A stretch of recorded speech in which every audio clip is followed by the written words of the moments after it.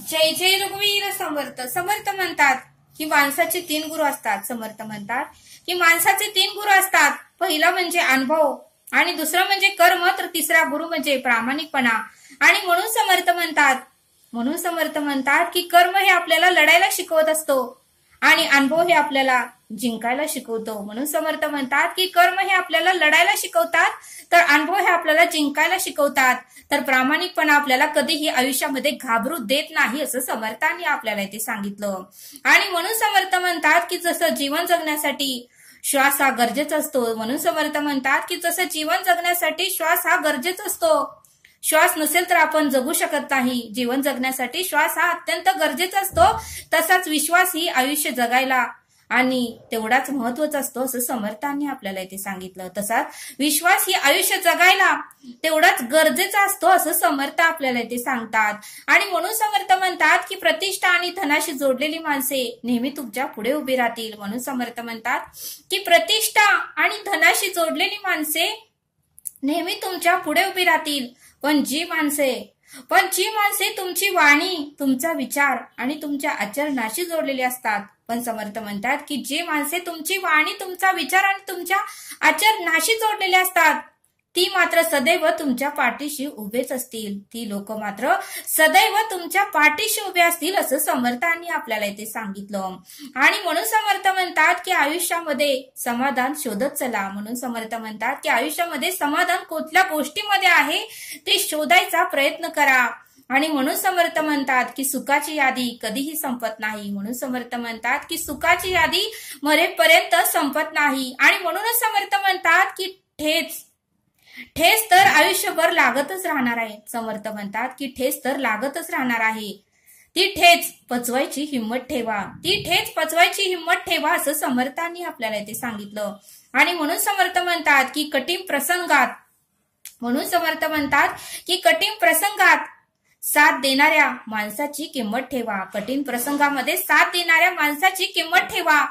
आणि माणसाला स्वतःचे छायाचित्र काढायला वेळ लागत नाही. म्हणून समर्थ म्हणतात की माणसाला स्वतःचे छायाचित्र काढायला वेळ लागत नाही, पण स्वतःचे चरित्र घडवायला मात्र खूप वेळ लागतो. म्हणून समर्थ म्हणतात की माणसाला स्वतःचे छायाचित्र काढायला मात्र वेळ लागत नाही, पण स्वतःचे चरित्र घडवायला मात्र खूप वेळ लागतो, असं समर्थांनी आपल्याला इथे सांगितलं. आणि म्हणून समर्थ म्हणतात की समजूतदारपणा हा ज्ञानापेक्षा खूप महत्वपूर्ण असतो. म्हणून समर्थ म्हणतात की समजूतदारपणा हा ज्ञानापेक्षा खूप महत्वपूर्ण असतो. आणि म्हणून समर्थ म्हणतात की बळ आल्यावर प्रत्येक पाखराने आभाळामध्ये जरूर उडावं. म्हणून समर्थ म्हणतात की बळ आल्यावर प्रत्येक पाखराने आभाळात जरूर उडावं, पण ज्या घरट्याने आपल्याला ऊब दिली ते घरटं कधीही विसरू नये. पण ज्या घरट्याने मात्र आपल्याला ऊब दिली ते घरटं कधीही विसरू नये, असं समर्थांनी आपल्याला इथे सांगितलं. आणि म्हणून समर्थ म्हणतात की अपयशाच्या कठीण खडकाखालीच यशाचा पाण्याचा झरा असतो. म्हणून समर्थ म्हणतात की अपयशाच्या कठीण खडकाखालीच यशाचा आणि पाण्याचा झरा असतो. आणि म्हणून समर्थ म्हणतात की अपयशाने मात्र कधीही खचू नका. म्हणून समर्थ म्हणतात की अपयशाने मात्र कधीही खचू नका, अधिक जिद्दी व्हा. आत्मविश्वास हे एक प्रभावी अंजन आहे. म्हणून समर्थ म्हणतात की अपयशाने कधीही खचू नका, अधिक जिद्दी व्हा. आत्मविश्वास हे एक प्रभावी अंजन आहे. ज्याच्या डोळ्यात आत्मविश्वास असेल त्याला कसल्याही काळोख्यातून अचूक मार्ग दिसतो. ज्याच्या डोळ्यामध्ये आत्मविश्वास असतो त्याला कसल्याही काळोखातून अचूक मार्ग दिसतो. आणि म्हणून समर्थ म्हणतात की यश ही तुमची सावली आहे. म्हणून समर्थ म्हणतात की यश ही तुमची सावली आहे, तिला पकडायचा प्रयत्न करू नका. यश ही तुमची सावली आहे, तिला पकडायचा प्रयत्न करू नका. तुमचा मार्ग चालत राहा, ती आपोआप तुमच्या मागे येईल. म्हणून समर्थ म्हणतात यश ही तुमची सावली आहे, तिला पकडायचा कधीही प्रयत्न करू नका. तुमचा मार्ग तुम्ही चालतच राहा, ती तुमच्या मागे आपोआपच येईल, असं समर्थांनी आपल्याला इथे सांगितलं. आणि म्हणून समर्थ म्हणतात की नेहमी लक्षात ठेवा, सावली तेव्हाच तुमच्या मागे येते जेव्हा तुम्ही प्रकाशाच्या दिशेने चालत राहा. चालत राहाल. म्हणून समर्थ म्हणतात की सावली तेव्हाच तुमच्या मागे येईल जेव्हा तुम्ही प्रकाशाच्या दिशेने चालत राहाल. आणि म्हणून समर्थ म्हणतात की यश हे कुणालाही सहजासहजी मिळत नाही. यश येण्यासाठी खूप कष्ट, खूप दुःख, खूप वेदना, खूप त्रास सहन करावा लागतो असं समर्थांनी आपल्याला इथे सांगितलं. आणि म्हणून समर्थ म्हणतात की मोठमोठे लोक जे मोठ्या आज पदावर आहेत त्यांना फक्त एकदा जाऊन विचारा की तुम्हाला यश सहजासहजी प्राप्त झालं का. त्यावेळेस मात्र ते त्यांची स्टोरी सांगतील की त्यांना सहजासहजी यश प्राप्त झालं नाही. त्यांना खूप कळग्यातून, खूप प्रसंगातून, खूप वेदनेतून, खूप दुःखातून, खूप त्रासातून जावं लागलं तेव्हा कुठं ते त्या पदावर पोहोचले असं ते तुम्हाला सांगतील असं समर्थांनी आपल्याला इथे सांगितलं. समर्थ आपल्याला एक बोध देतात. समर्थ म्हणतात की एका व्यापाऱ्याला एक उंट विकत घ्यायचा होता आणि म्हणून तो व्यापारी एका उंट विक्रेत्याकडे गेला आणि उंट विक्रेत्याकडून त्या व्यापाऱ्याने उंट खरेदी केला.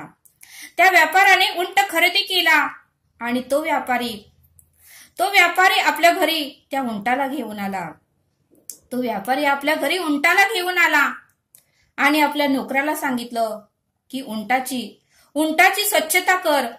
त्यावेळेस त्या नोकराने ठीक आहे म्हणाला आणि उंटाला तो स्वच्छ करू लागला. त्यावेळेस त्या नोकराला उंटाच्या तिथे काजव्याखाली एक लहान मखमली अशी पिशवी सापडली. ज्यामुळे तो नोकर एकदम आश्चर्यचकित झाला. त्याला काहीच कळेना आणि ती पिशवी त्या नोकराने उघडून बघितली तर त्या पिशवीमध्ये मौल्यवान असे हिरे रत्नांनी ती पूर्णपणे भरली होती. आणि तो नोकर जोरात ओरडला की मालक इकडे या उंटाच्या काजवेखाली मला ही पिशवी सापडली आणि ह्या पिशवीमध्ये हिरे आहेत. त्यावेळेस तो मालकही तेथे आला आणि तो म्हणाला की मी उंट विकत घेतला आहे, त्याचीच ही पिशवी आहे आणि त्याला ही पिशवी आपण परत देऊया. त्यावेळेस तो नोकर म्हणाला, अहो मालक, त्या उंटवाल्याला काहीच माहिती नाही, आपण ही पिशवी त्याला द्यायला नको. त्यावेळेस तो मालक म्हणाला, नाही, ज्याची वस्तू आहे त्याला आपण दिलीच पाहिजे. आणि तो मालक त्या उंट विक्रेत्याकडे गेला आणि त्याने आपल्या नोकराच्या हातातले हिरे घेतले आणि तो परत त्या उंट विक्रेत्याकडे गेला आणि तो मालक त्या उंट विक्रेत्याला म्हणाला, मी उंट खरेदी केला आहे, हे हिरे नव्हे आणि मी हे हिरे तुम्हाला परत करण्यासाठी आलो आहोत. त्यावेळेस तो उंट विक्रेता म्हणाला की हो बरोबर आहे, हे माझेच हिरे आहेत आणि मीच ठेवले होते काजवेखाली, पण माझ्या लक्षात आलं नाही. त्यावेळेस उंट विक्रेता मात्र खूप खुश झाला आणि म्हणाला, मी विसरलो होतो, माझे मौल्यवान दगड काजवेखालीच मी लपवलेले होते. त्यावेळेस त्या मालकाला विचारलं की आता मी तुम्हाला बक्षीस काय देऊ. कोणताही एक हिरा तुम्ही निवडा. तुम्ही प्रामाणिकपणे मला ही पिशवी आणून दिली. आजकालच्या जगात प्रामाणिकपणा हा दिसून येत नाही. दुसरं कोणी असलं असतं तर मला ही पिशवी दिली नसती, पण तुम्ही खरंच प्रामाणिक आहात आणि खरंच मला तुम्हाला काहीतरी बक्षीस द्यावंसे वाटते आणि म्हणून तुम्ही ह्यातला एक हिरा घ्या. त्यावेळेस तो मालक म्हणाला, मी उंटासाठी योग्य किंमत दिली आहे म्हणून मला कोणतीही भेटवस्तू आणि बक्षिसाची आवश्यकता नाही. त्यावेळेस तो मालक म्हणाला, मी उंटासाठी योग्य किंमत दिली आहे आणि म्हणून मला कोणतीही भेटवस्तू आणि बक्षिसाची आवश्यकता नाही. आणि जितका तो मालक देत होता तितकाच उंट विकणारा आग्रह धरत होता. जितका तो मालक नकार देत होता तितकाच तो उंट विकणारा त्यांना आग्रह करत होता. आणि शेवटी मात्र मालक हसला आणि म्हणाला, शेवटी मात्र उंट खरेदी करणारा मालक हसला आणि म्हणाला, खरं तर मी बॅग परत आणायचा निर्णय घेतला तेव्हाच मी 2 मौल्यवान हिरे आधीच माझ्याकडे ठेवले होते. त्यावेळेस तो मालक म्हणाला, खरं तर ही बॅग मी परत आणण्याचा निर्णय घेतला तेव्हाच मी 2 मौल्यवान हिरे माझ्याकडे आधीच ठेवले होते आणि ही कबुली ज्यावेळेस उंट खरेदी करणाऱ्या मालकाने त्या विक्रेत्याला दिली त्यावेळेस मात्र उंट विक्रेता खूप चिडला आणि त्याने पटकन हिरेची बॅग रिकामी केली आणि प्रत्येक हिरे त्याने मोजले. पण जेव्हा त्याला लक्षात आले की त्याचे सर्व हिरे जसेच्या तसे आहेत, जेवढे त्याने अगोदर मोजून ठेवले होते तेवढेच हिरे त्याला ते तसेच्या तसेच होते आणि एकही हिरा कमी झालेला नव्हता. तेव्हा तो म्हणाला, हे माझे सर्व हिरे आहेत, व्यवस्थित आहेत, एकही कमी नाही. तर मग तुम्ही ठेवलेले 2 सर्वात मौल्यवान गोष्टी कोणत्या होत्या त्या मला सांगा. त्यावेळेस तो उंट खरेदी करणारा मालक म्हणाला, त्या 2 मौल्यवान वस्तू म्हणजे माझा प्रामाणिकपणा आणि माझा स्वाभिमान. तो उंट खरेदी करणारा व्यक्ती म्हणाला की माझा प्रामाणिकपणा आणि माझा स्वाभिमान. त्यावेळेस मात्र उंट विक्रेता शांतच बसला आणि यापैकी तो उंट खरेदी करणारा मालक म्हणाला, यापैकी 2 हिरे माझ्याकडे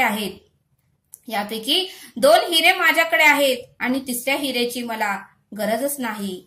आणि म्हणून समर्थ म्हणतात की यापैकी 2 हिरे आपल्याकडे आहेत की नाही हे शोधण्यासाठी आपण स्वतःमध्ये कधीतरी पाहिलं पाहिजे. यापैकी 2 हिरे आपल्याकडे आहे की नाही हे शोधण्यासाठी आपण ही स्वतःकडे कधीतरी पाहिले पाहिजे.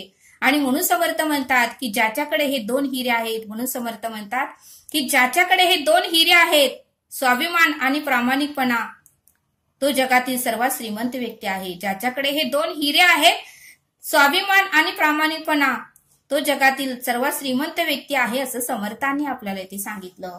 आणि म्हणून समर्थ म्हणतात की प्रामाणिकपणा फार महत्वाचा आहे. प्रामाणिकपणा आणि स्वाभिमान खूप महत्वाचा आहे असं समर्थांनी आपल्याला इथे सांगितलं. आणि म्हणून समर्थ म्हणतात की आपल्याला वाटतंय की आपण एखादं वाईट कर्म करतो किंवा एखादं कुकर्म आपल्याकडून घडतं, आपल्याला वाटतं की परब्रह्माचं कोणाचंच लक्ष नाही, पण परब्रह्माचं तर आपल्याकडे लक्ष असतं, कारण आपल्या हृदयातच परब्रह्म आहे असं समर्थ आपल्याला इथे सांगतात. आणि म्हणून समर्थ म्हणतात की ज्याच्या दृष्टी खालून गेले ऐसे काहीच नाही उरले असं समर्थांनी आपल्याला या बोधातून समजावून सांगितलं. तरी आता आपण येथेच थांबूया. धन्यवाद. जय सद्गुरू.